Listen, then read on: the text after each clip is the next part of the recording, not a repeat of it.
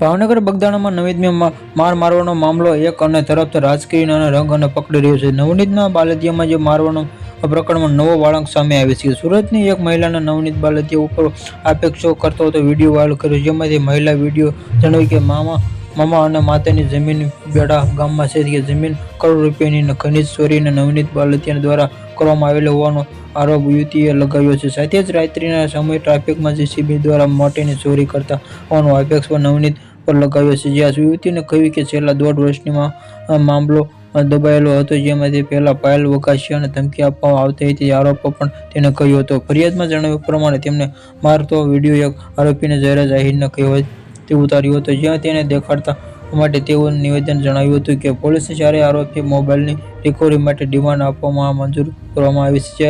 પૈકી જ્યારે આરોપી 2 દિવસ રિમાન્ડ મંજૂર થાય તેમાંથી અન્ય 4 આરોપી જિલ્લા જેલ ખાતે મોકલી આપવામાં આવે છે. ભાવનગર બગદાણા સેવકો નવનીતભાઈ પર થયેલા હુમલાનો મામલો વધુ ગરમાયો છે. તરફ પોલીસ આરોપી પૂછપરછ કરી રહી છે, બીજી તરફમાં સોશિયલ મીડિયા પર એક વિડીયો ખળભળાટ મચાવ્યો છે. આ વિડીયોમાં હુમલો કરનાર આરોપી મયાભાઈ આહિરના પુત્ર જરેજ આહિર સાથે જોવા મળી રહ્યા છે.